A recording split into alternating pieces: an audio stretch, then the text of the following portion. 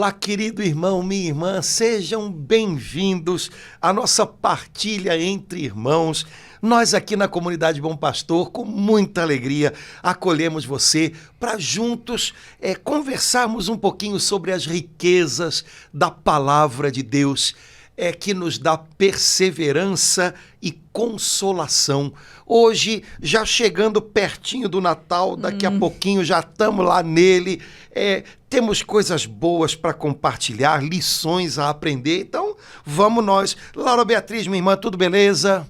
No domingo da alegria, nessa semana da alegria. Aliás, Padre Antônio, eu pensei que o senhor viesse com uma camisa cor-de-rosa e eu viesse também. Não deu certo, o senhor tá de preto, eu também. Não, rosa é só no domingo mesmo. Só no domingo. Não é uma cor que fica... Mas o espírito da alegria para a semana toda. Né? Exato. Agora, Laura, eu acho que a gente hoje vai fazer um pouquinho o que o nosso querido Monsenhor Elia Volpe ensinava pra gente, padre. que é ruminar a palavra de Deus que nós acolhemos da igreja no domingo, Amém. né? A gente vai compartilhar um pouquinho os trechinhos da Palavra de Deus que a gente ouviu na liturgia do último domingo, domingo da alegria, domingo Gaudete, né? Porque isso é uma maneira legal da gente viver o espírito da liturgia. Eu sei que muita gente vai à missa todo dia, e todos os dias nós ouvimos trechinhos da palavra na liturgia, mas o domingo é o sol da semana. Amém. Né? Então, aquilo que a gente recebe da igreja no domingo, a gente pode ruminar ao longo da semana. E como os santos padres da igreja diziam, à medida que a gente vai voltando à palavra que a gente recebe na liturgia da igreja, ela vai crescendo dentro da gente. O entendimento dela vai crescendo e a possibilidade da gente vivê-la também vai crescendo, porque afinal a palavra não é só para ser entendida, é para ser vivida, né? Eu acho que é um bom exercício, então, para esse tempinho já perto do Natal, para final de ano, ruminar, né, a palavra que nós ouvimos no domingo passado, e fica como uma sugestão para os irmãos também, para a gente tentar fazer isso ao longo do ano na vida de oração da gente, né? Padre Antônio, só um minutinho antes da gente entrar no texto, eu fiquei muito tocada com isso que o senhor falou, porque a gente ouviu isso tantas vezes do Monsenhor Elia Volpe, e eu percebo que as pessoas, especialmente aquelas que ou vão à missa todos os dias, ou fazem a liturgia da missa diária todos os dias, ainda não têm essa compreensão que as leituras do domingo, elas têm uma prevalência, elas iluminam a semana inteira. Então, é isso, né? O domingo é o dia do Senhor, é o dia da igreja, né, também, porque glória. é o dia em que a igreja é reunida para celebrar a vitória de Jesus na sua ressurreição. Então, os domingos, eles dão o tom da semana. E ao longo da semana, é claro, você tem algo específico a cada dia, mas o horizonte, ele é dado pelo domingo. Ai, então, que lindo, acho que vale a pena a gente tentar fazer esse trabalhinho. Até porque, a não ser quando há festas dos santos ou Sim. algo diferente, bom, no advento isso muda também, né? Na quaresma. Mas, normalmente, ao longo da semana, a gente repete também as orações da missa de domingo, que geralmente são lindíssimas. Né? Às vezes a gente não sabe, mas algumas das orações que a gente faz nos domingos na missa, elas têm origem na antiguidade cristã, lá no século V, VI. Então, são orações que a igreja faz e preserva há séculos, porque elas, de alguma maneira, elas devem ser a regra da nossa oração. Não como uma coisa dura, mas como algo que vai ajudar a gente a manter a nossa vida de oração no prumo. Aquilo que a igreja nos ensina a pedir, o modo como a igreja nos ensina a pedir, apruma a nossa vida de oração. Então, quando a gente, durante a semana, também consulta a oração da igreja, de modo especial a oração que é feita no domingo, a oração de coleta, que não é a oração da hora do ofertório, mas é aquela oração que está sempre no início da missa, antes da liturgia, leitura, né? da palavra. Então, essas orações, elas podem iluminar a vida de oração da gente durante a semana. Verdade. Então, eu acho que é uma riqueza ainda que a gente pode explorar mais, né? O auxílio que a liturgia da igreja nos dá para a gente ter matéria-prima substanciosa para a vida de oração da gente. Mas voltando para a leitura de domingo.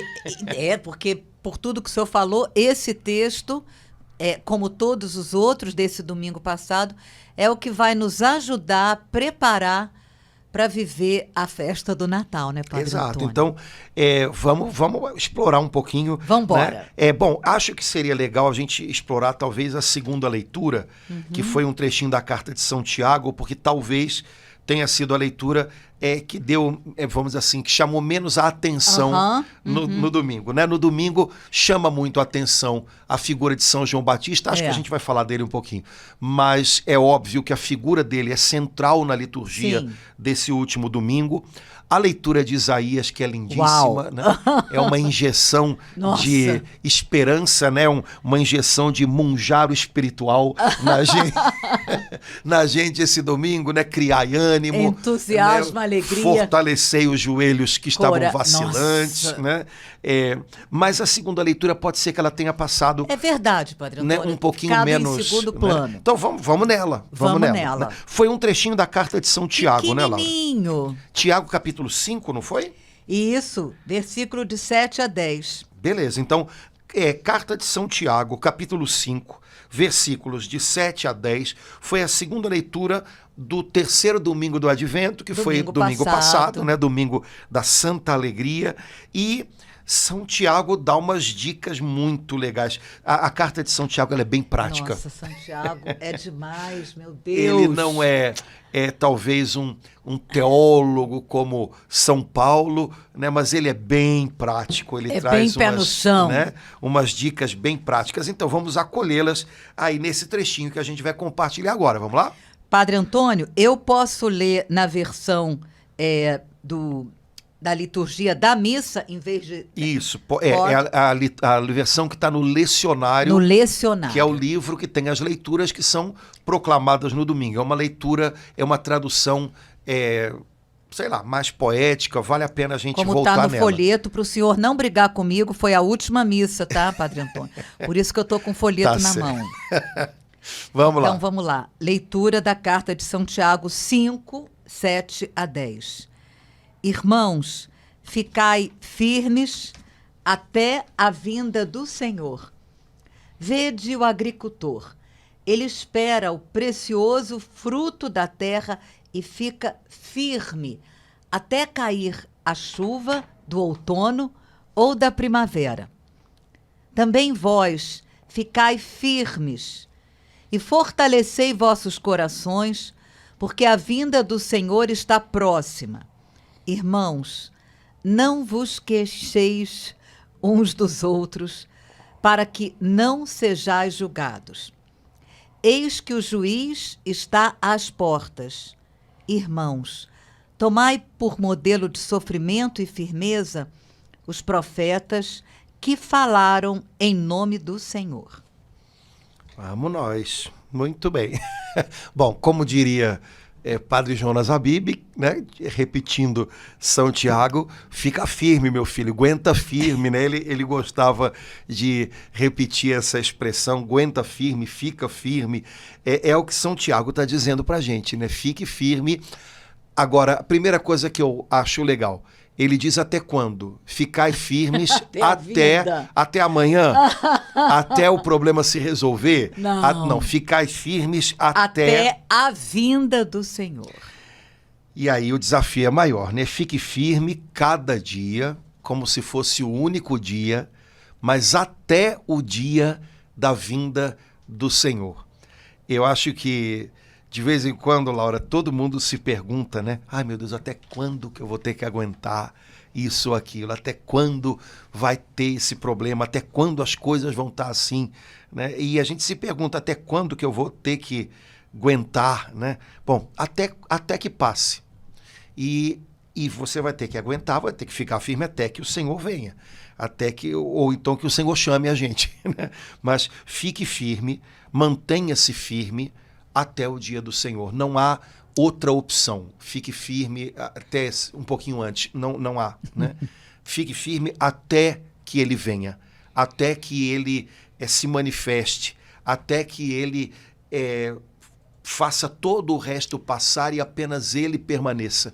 Mas fique firme até esse dia.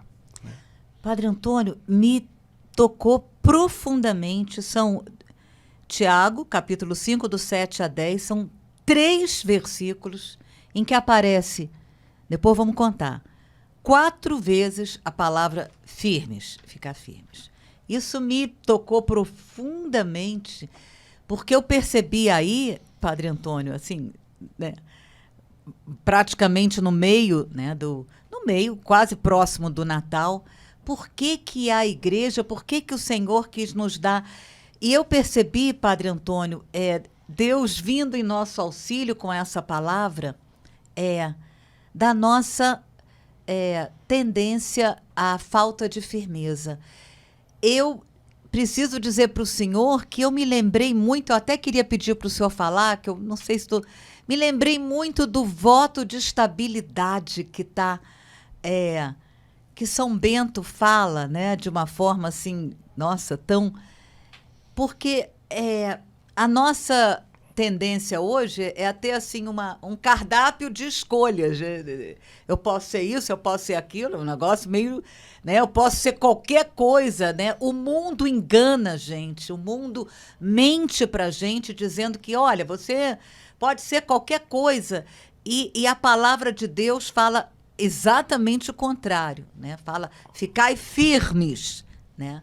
Até a vinda do Senhor. Então, eu sinto o nosso Deus, o nosso Pai, vindo em nosso socorro nessa hora. Olha, não é assim.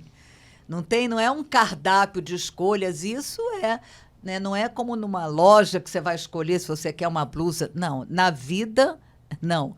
Então, e aí eu me lembrei do voto da estabilidade, Padre Antônio, de São Bento, que para mim me ajuda muito na minha vida pessoal. Eu acho que tem tudo a ver com essa palavra que se repete nesse trechinho pequenininho, por 3 ou 4 vezes, ficai firmes. Aí eu queria pedir ao senhor que o senhor, eu sei que o senhor ama São Bento, que o senhor nos ajudasse a entender o que é isso, porque essa estabilidade que ele fala, porque hoje em dia a gente toma remédio para ficar estável, né? A gente não... E São Bento, no século IV, já falava da estabilidade sem precisar, né? De uma outra forma, né? Então, eu acho que pode nos ajudar o senhor nos falar um pouco que estabilidade é essa que esse texto aqui está falando. Vamos fazer até um pouquinho, dar 2 passos com relação a isso. São Tiago diz, ficai firmes. O que São Tiago diz, a gente pode imaginar que é eco da pregação de Jesus, porque os apóstolos reverberam o que aprenderam do Senhor. E ele estava ali em todas, né, Santiago? Então, ficai firmes, ou seja, ele está reverberando palavras de Jesus a respeito de estabilidade, firmeza, equilíbrio, permanência. Então, a gente pode lembrar de algumas palavras de Jesus. Aquele que ouve a minha palavra e a põe em prática é como um homem que constrói a sua casa sobre a rocha. Vêm as enchentes, os ventos batem contra a casa, ela permanece, porque está estabelecida sobre a rocha. Depois, Jesus diz tantas vezes, né, no Evangelho de João, permanecei em mim, permanecei no meu amor. Então, eu imagino que Tiago, assim como os demais apóstolos do Senhor, né, Tiago aqui é primo de Jesus, né, ele está reverberando esse ensino. É preciso que vocês estejam estabelecidos em Deus, firmes naquilo que receberam da parte de Deus. Ao redor, vocês vão ver muita coisa se agitando, muita coisa se atropelando, muitos ventos soprando de um lado para o outro. Permaneçam estáveis, firmes equilibrados, né? Aí você empurrou já mais para frente, quer dizer, ao longo da história da igreja, a palavra da Escritura, ela também reverbera no ensino vivo dos santos, dos doutores, e aí São Bento propõe na sua regra para os monges que eles façam um compromisso de estabilidade, ou seja, quando você ingressa num mosteiro, você faz o compromisso de permanecer lá até a morte. A não ser que haja uma situação atípica em que você recebe permissão para ir para outro lugar, entre os que seguem a regra de São Bento, quando você entra para um mosteiro, você sabe que ali vai ser a sua casa e vai ser o lugar onde você deve frutificar até a sua morte. Isso, obviamente, é algo exigente, mas também produz raízes que propiciam que você dê fruto abundante. Raízes te prendem, mas ao mesmo tempo são o meio pelo qual você recebe alimento e pode frutificar, né? O voto de estabilidade, como você falou, que é uma proposta de São Bento para os seus monges, né? Ele era feito, inclusive, e isso é muito interessante, num contexto, ou seja, São Bento propôs isso num contexto em que na Europa havia muita agitação. São Bento é do século V, VI. É o tempo das invasões dos bárbaros. Por causa disso, as pessoas tinham que constantemente estar fugindo. A própria região onde São Bento viveu no final da sua vida, ali em Monte Cassino, era uma região que já tinha sido uma região com, por exemplo, uma sede episcopal sólida, conhecida, mas que no tempo de São Bento estava num tempo de muita decadência, não havia bispo, o clero era pouco, porque aquela região é uma região de transição entre Roma e o sul da Itália, e é uma região que tem muitos campos, né? Chamada de Campânia, inclusive, né? Então, é uma região onde havia muito fluxo de gente, para cima, para baixo, fugindo dos bárbaros, tentando encontrar lugar para plantar. Por outro lado, os bárbaros, quando queriam invadir e causar pânico nas pessoas, invadiam justamente regiões de agricultura. Então, num mundo que estava parecendo ficar virado de cabeça para baixo, mudando muito, né? Talvez até parecido com o nosso, obviamente num ritmo diferente, né? São Bento propõe: permaneçam, criem raízes, deem fruto. Ao invés de estar sendo sempre envolvidos pela agitação, pela correria e pela confusão ao redor, vivam algo intenso, mas dentro de vocês. Suportem uns aos outros, né? Deem apoio uns aos outros.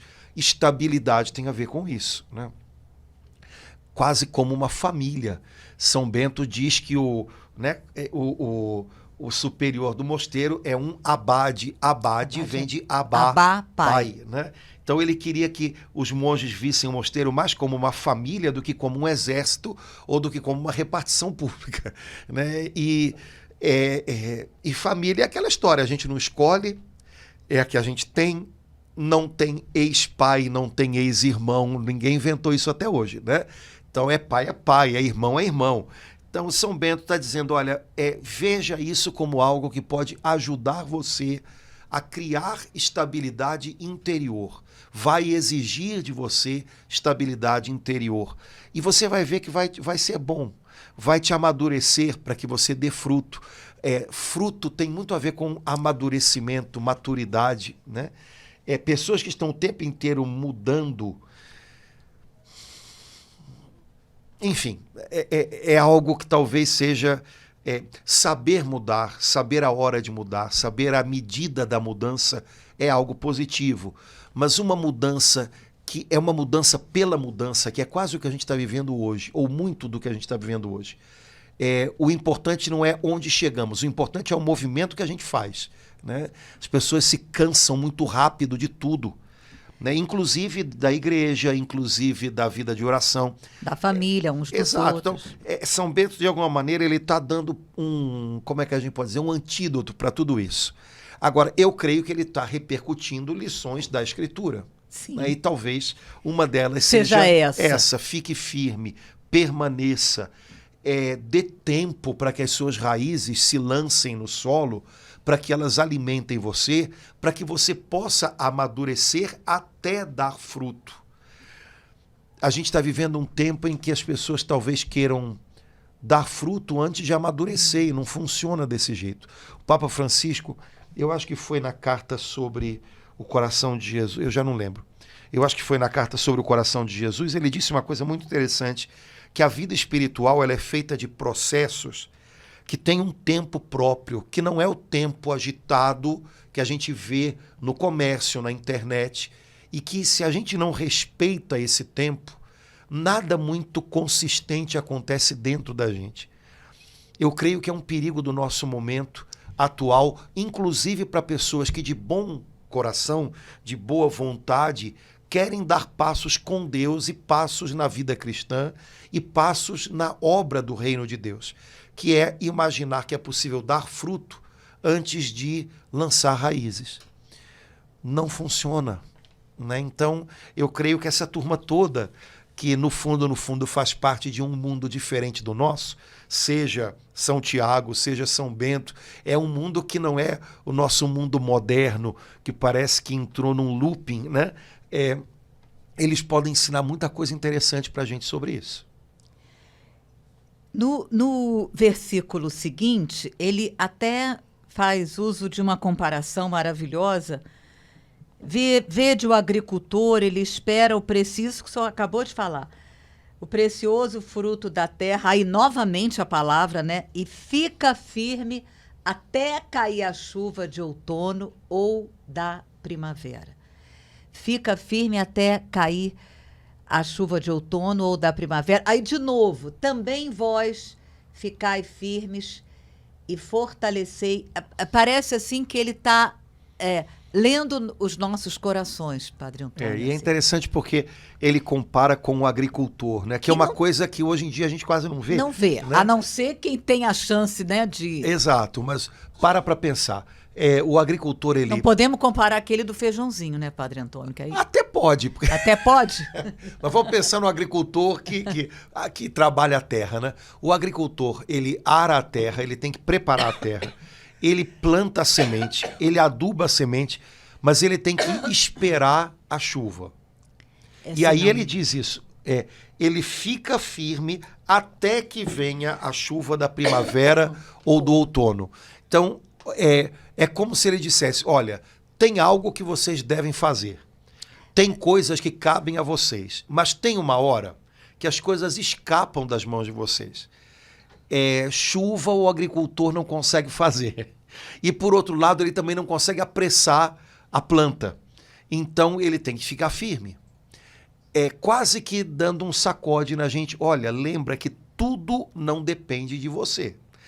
E na agricultura até hoje é bem assim, né? Eu acho que os agricultores, nesse sentido, entendem algumas lições e poderiam nos dar algumas lições muito interessantes, né? Até hoje o agricultor pode arar a terra, pode preparar a terra, pode usar bons fertilizantes, mas ele não produz chuva. E se não tiver chuva, e se não houver a quantidade certa de chuva, a safra se perde. Então tem um elemento aí que é um elemento, vamos usar uma palavra muito imponderável, ou seja, que não está no nosso controle. Uhum. É algo maior do que a gente. E eu acho que São Tiago está falando um pouquinho disso. Olha, fique firme, porque o que depende de você, faça. Mas tem algo mais aí que você não é capaz de produzir. Você precisa esperar em Deus, você precisa acreditar que no momento certo a chuva vai chegar. Pois então, fique firme. Espere, acredite que vale a pena. Né? Esse pedaço da história talvez seja o grande desafio para a gente, justamente porque a gente vive num tempo em que se vende muito para a gente a ideia de que a gente tem controle sobre tudo, de que a gente pode tudo. E quando a vida parece atrasar o nosso ritmo, ou quando a vida diz não pra gente, há muitas pessoas que acabam pirando por conta disso, né? Mas São Tiago está dizendo, não, você acredita no que você semeou? Você acredita que vale a pena? Aguente firme. Você vai ver no tempo certo a resposta de Deus, a chuva, né? O que vem do céu vai chegar. Mas lembre que tudo não está sob o seu controle. Eu acho, Laura, que o finalzinho desse último versículo que você colocou, que como é que é? Também vós ficai firmes, é esse? Também vós ficai firmes e fortalecei os vossos corações. Esse pedaço tem a ver com a parte da gente. Porque ele está dando uma ordem. Você fortaleça o seu coração. Veja, o algo mais vem de Deus. Então, cabe a Deus dar. Cabe a gente receber. Então, tem uma parte da história que é nossa. Assim como São Paulo diz, irmãos, enchei-vos do Espírito Santo. Bom, é Deus quem dá o Espírito Santo, mas São Paulo diz, enchei-vos do Espírito Santo. Aqui então São Tiago está dizendo, irmãos, fortalecei os vossos corações. Então tem algo nessa história que tem que acontecer enquanto a gente espera com firmeza a resposta de Deus. Enquanto isso, fortaleça o seu coração. Então, a pergunta que a gente poderia se fazer hoje, cada um para si próprio, eu estou fortalecendo o meu coração ou eu estou abusando do meu coração? Eu estou fortalecendo o meu coração em Deus ou eu estou sendo algoz do meu próprio coração e estou torturando o meu coração com ideias, com pensamentos, com palavras que não o fortalecem, ao contrário, fragilizam o meu coração? O que eu estou fazendo com o meu coração? E aí, entendendo o coração, não de uma maneira romântica, mas o coração como aquilo que é o mais profundo da gente mesmo. Né? O que eu estou fazendo de mim? Eu estou me fortalecendo em Deus ou eu estou me maltratando? Eu estou me fragilizando? Né? Eu estou cuidando do meu coração ou eu estou descuidando dele? Me parece que isso é fundamental que a gente se pergunte, porque tem algumas coisas a respeito da gente, que a gente mesmo é que tem que fazer. Se eu não fortaleço o meu coração, outros não vão fazer isso por mim. Se eu não cuido do meu coração, outros não podem cuidar dele por mim. Outras pessoas podem me ajudar de muitas maneiras, mas não podem fazer aquilo que cabe a mim fazer. Aí, Padre Antônio, eu vejo assim a relação com alguns de nós católicos que tem nem sei que palavra usar, assim, só se sentem bem quando estão com o padre A, o padre B, com todas a gratidão a Deus pelo padre A, B e C, por todos os dons maravilhosos que Deus dá ao padre A, B e C, mas assim, é uma dificuldade em fortalecer o coração se não tiver com padre A, B e C. Então, como que eu... então, se o padre A, B e C saírem do Brasil, ficarem doentes, então eu não vou fortalecer o meu coração? Pois é. Então, tem uma parte dessa história que é nossa. Então, muita gente pode rezar por mim. Ninguém pode rezar no meu lugar. Eu posso rezar com o padre, ou com a irmã, ou com a Beltrana, a fulana, certo. Mas eu preciso aprender a cultivar minha comunhão pessoal com Deus, porque no momento em que talvez eu mais precisar, essas pessoas não vão estar ali. Então tem um equilíbrio nessa história, né? A gente tem que contar com os meios que Deus nos dá e a gente pode aprender muito com muitas pessoas, e deve ser assim, mas a gente aprende para que a gente possa exercitar também pessoalmente. Então, na vida de oração é assim. Eu rezo com a televisão tal ou tal. Eu rezo com a rádio tal, tal. Sim, mas posso dar um conselho? Em algum momento, desliga a televisão, desliga a rádio e vai rezar você a sós com Deus. Se você não criar uma disciplina para isso, se não tiver aquela ajuda ali, você... E só que a gente precisa ter a nossa história pessoal com Deus. Nada pode substituir isso, né? Eu ouço a palavra quando tem o podcast ou quando tem... Não, posso dar um conselho? De vez em quando desliga essa internet, abra a sua Bíblia, leia a sua Amém. Bíblia, você. Mas eu não entendo tudo, fica com aquilo que você entende. Né? Fica com o que você entende. Amém, Padre Antônio. Agora, caso contrário, a gente pode se enganar um pouquinho.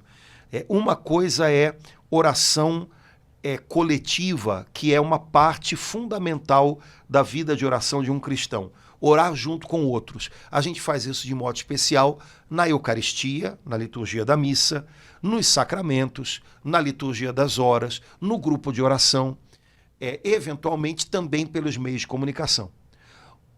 Só que isso não é tudo na vida de oração da gente. Outra parte é a oração pessoal, mas entendida como coloque o pessoal com Deus. Isso não é oração coletiva, isso é minha oração. É o meu estar com o Senhor no segredo do meu coração, criando uma disciplina de atenção a Deus, de silêncio com Deus. Essa parte é a parte do fortaleça o seu coração. Fortaleça você, o seu coração. Se eu não cuido do meu coração e terceirizo esse cuidado para outros, eu não estou fazendo o trabalhinho de casa inteiro.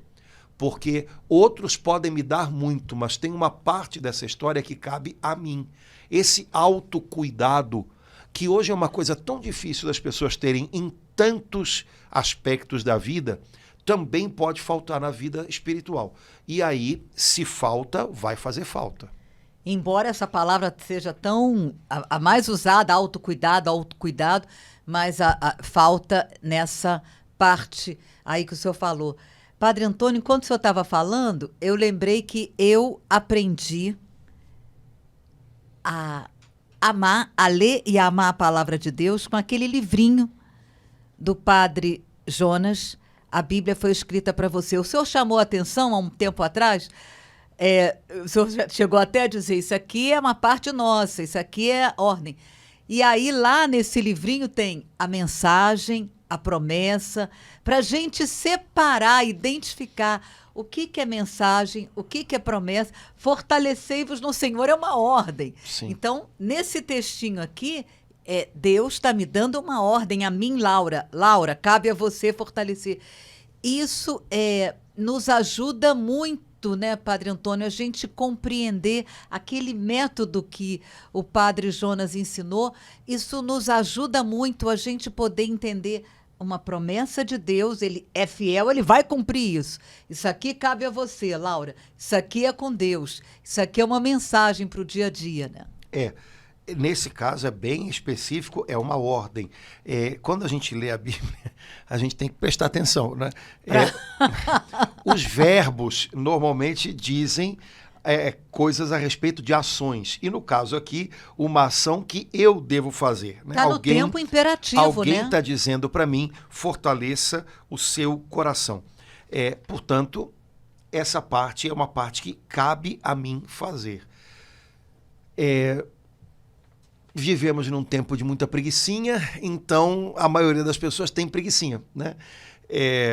Mas não dá para terceirizar isso. Então, cuidar do próprio coração, porque a vinda do Senhor está próxima. Está mais próxima hoje do que ontem. Então, isso para nós cristãos tem que ficar claro. Né? Agora, vem depois logo uma outra ordem, né? Olha que legal. Pois é, Padre Antônio. Nossa. Qual é a outra ordem, Laura? Eu não Laura? entendi. Sinceramente, vou pedir para o senhor me explicar por que está falando de coração e, de repente, versículo 9. Irmãos, não vos queixeis uns dos outros para que sejais julgados. Para que não sejais para julgados. Que não sejais... Quer dizer, eis que o juiz está às portas. Então, que relação é essa? Assim? Não, a relação está próxima a vinda do Senhor, o juiz está às portas. Se você não quer ser julgado, não se queixe do seu irmão, não julgue o seu irmão. Ponto. É óbvio que a partir daí a gente pode tirar uma série de outras conclusões. Né? Fortaleça o seu coração e, por exemplo, pare de colocar a culpa nos outros. Né? É uma maneira. Então, na verdade, a ideia que costura tudo é a proximidade da vinda do Senhor. E o Senhor vem como juiz. Se você não quer ser julgado, não julgue. Não julgue. Que também é uma repercussão de uma palavra de Jesus. Fortíssima. Né? Então, mas por outro lado, como as coisas estão uma do lado da outra aqui, né? Fortaleça o seu coração, abrace a tarefa que cabe a você, e não fique julgando outros ou queixando-se de outros como se outros fossem culpados por aquilo que, na verdade, é a sua parte. Né?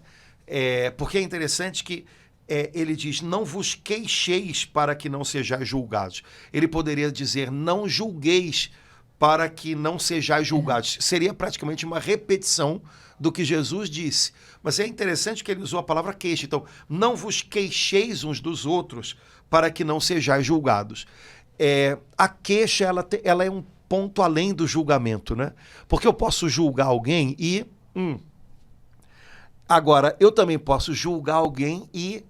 Ai, Laura, olha, fulano tá me dando um trabalho, fulano é complicado, fulano... A queixa é um passinho além, né? Não é só um julgamento interior, mas é um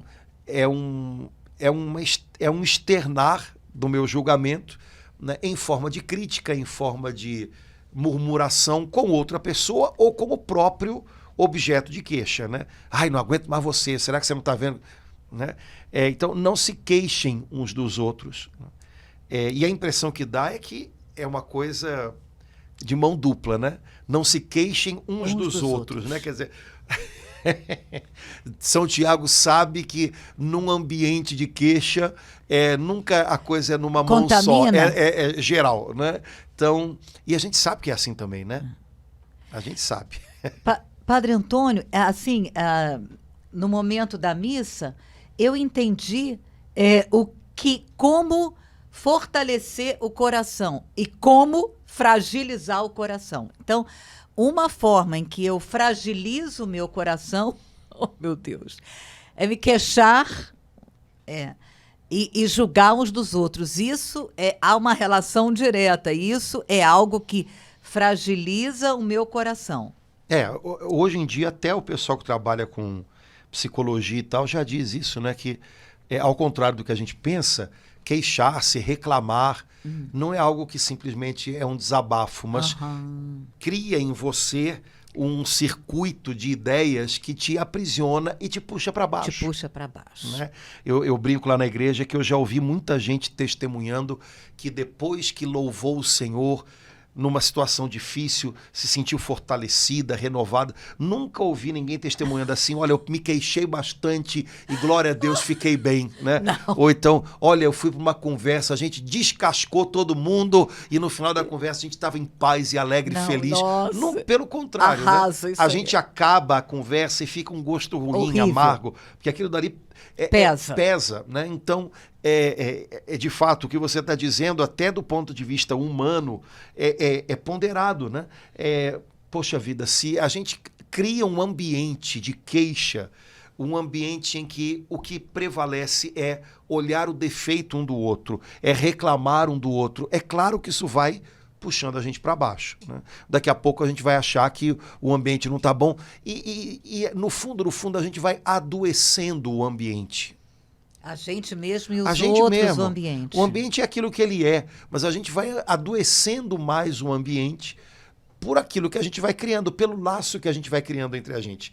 Porque quando eu me queixo de uma terceira pessoa, eu crio um laço de cumplicidade no mal com quem eu falei, e aquele negócio vai virando uma teia, e daqui a pouco um está preso no outro. É horrível. É horrível. Padre Antônio, a última frase desse versículo que o senhor chamou a atenção, eis que o juiz está às portas. A gente não gosta muito de chamar o nosso Pai de juiz, mas a palavra de Deus aqui, no terceiro domingo do Advento, São Tiago, que estava sempre com Jesus, é um dos três, fala isso, né? Eis que o juiz chamando.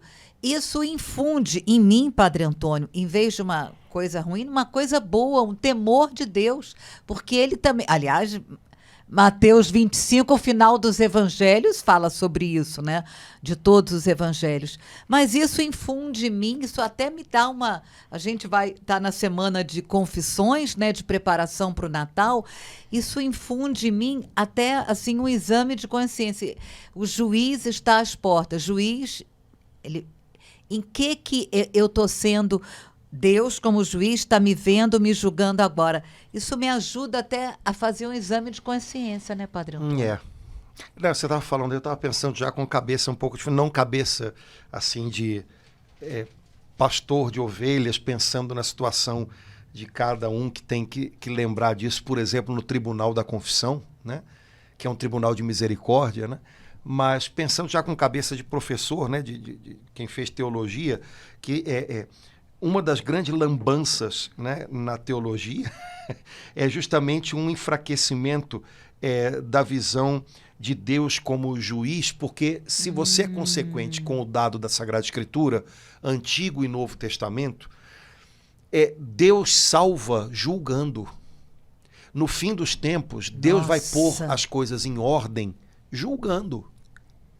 E quando você banaliza a figura de Deus como juiz, e quando você quase que tira do horizonte, né, da mensagem cristã o juízo de Deus, parece que você está fazendo um grande benefício, porque você está limpando uma imagem, mas na verdade você está fazendo uma lambança, porque você está tirando a perspectiva de que no fim Deus será Deus, e que a salvação de Deus se dará por juízo, ou seja, ele manifestará o que de fato tem valor e o que não tem.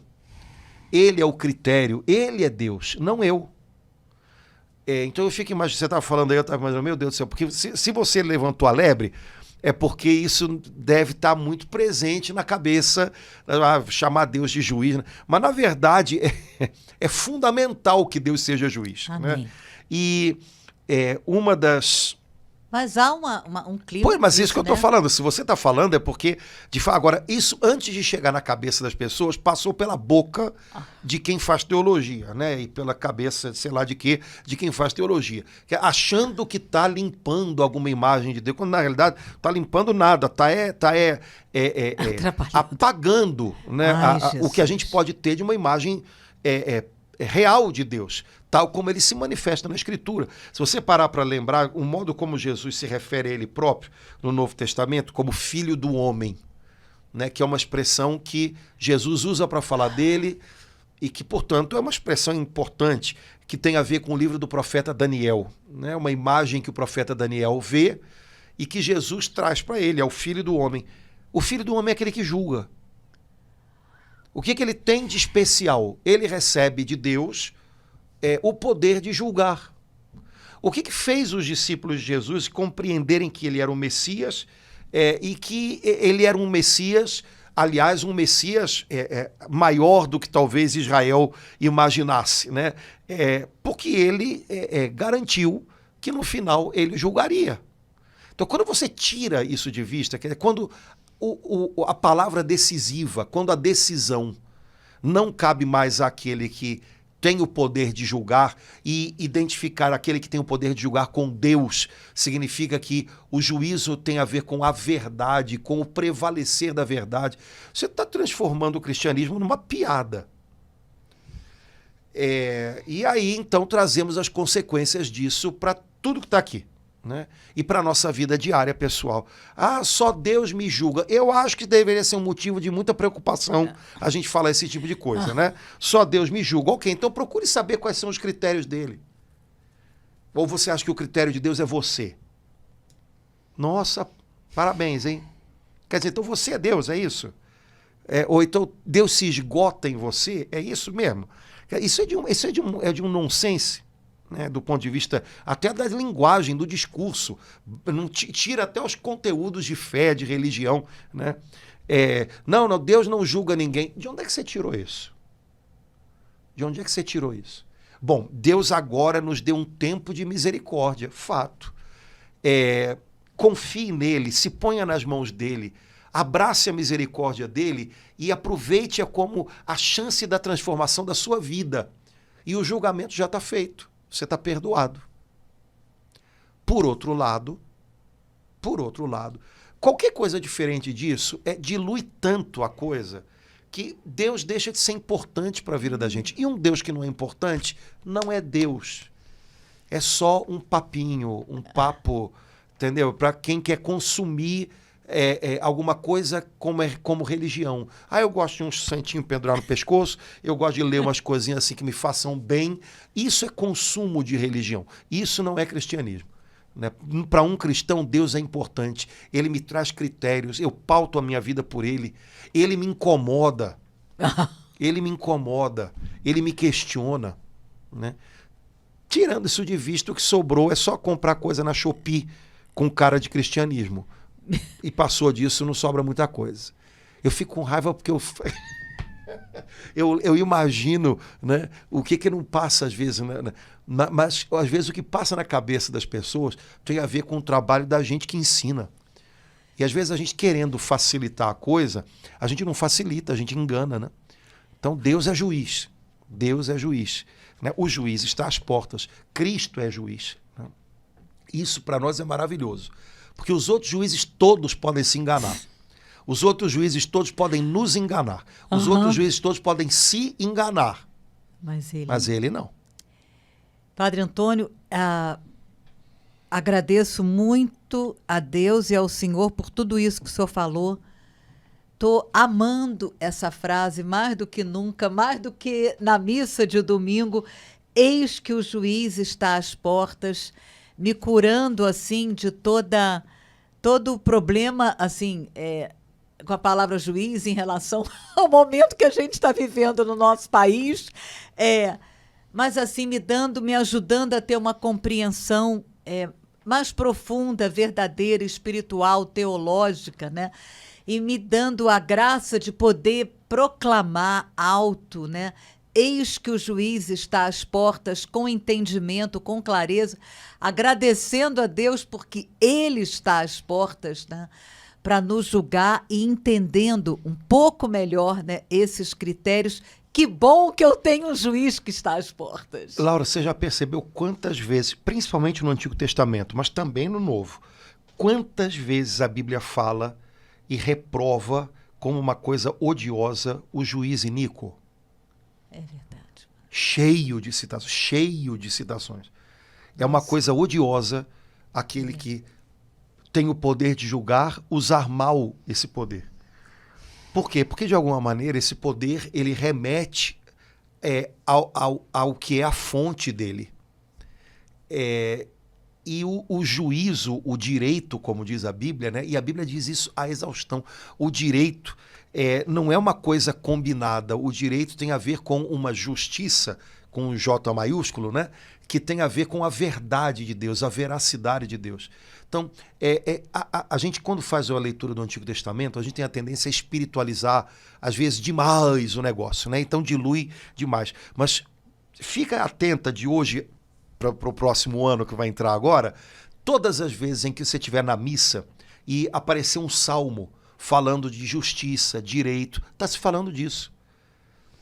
Né? Porque a prerrogativa do juízo, da justiça, né? Ela é, acima de tudo, algo que aponta para Deus. Quando você rompe esse ligame entre Deus, justiça, direito, tudo se dilui. Tudo. Portanto, esse tema ele é muito importante na Bíblia, muito, muito. Não é um tema colateral. Você pode falar de um monte de coisas que na Bíblia são colaterais e que, dependendo da época, podem se tornar importantes para nós. A gente vai lá, pega aquilo e traz para a gente agora.